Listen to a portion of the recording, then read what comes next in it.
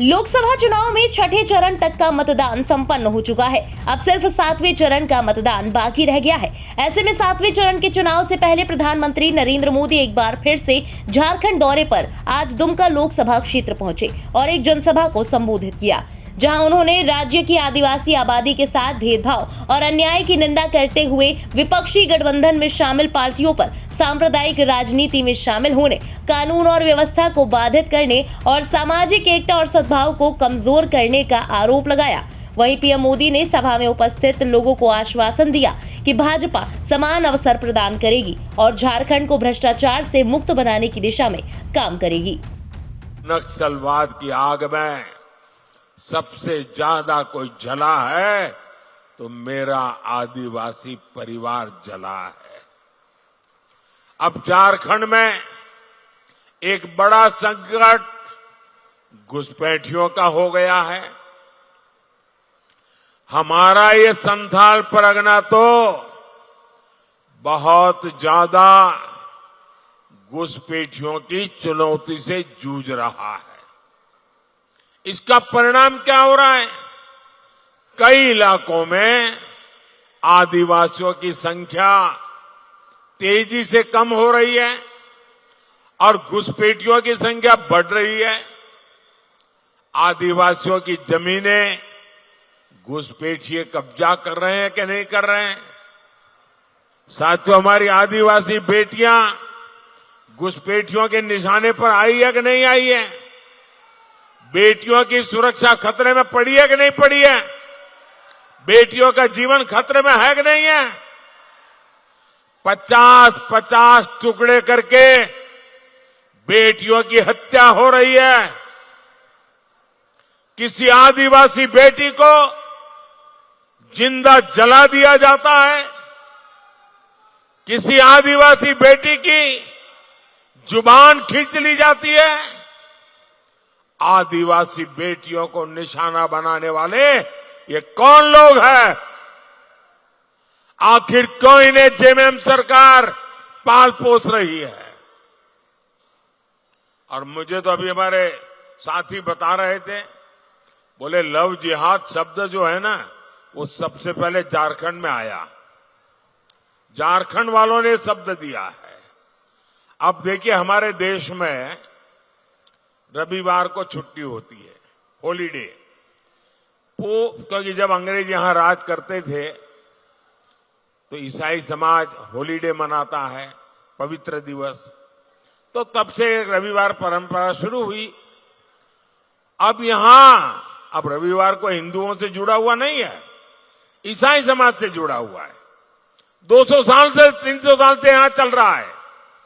अब उन्होंने एक जिले में रविवार की छुट्टी पर ताले लगवा दिए, बोले शुक्रवार को छुट्टी होगी। अब ईसाइयों से भी झगड़ा, पहले हिंदुओं से झगड़ा, अब ईसाइयों से झगड़ा। ये क्या चल रहा है भाई? साथियों, इंडी गठबंधन की देश विरोधी राजनीति का एक खतरनाक फॉर्मूला है। उनका फॉर्मूला है गौर सांप्रदायिक राजनीति करो, गौर तुष्टीकरण की राजनीति करो, अलगाववादियों को संरक्षण दो, आतंकवादियों का बचाव करो और जो उसका विरोध करे उस पर हिंदू मुसलमान करने का आरोप लगा दो। इंडी जमात वाले धर्म के आधार पर मुसलमानों को आरक्षण देते हैं।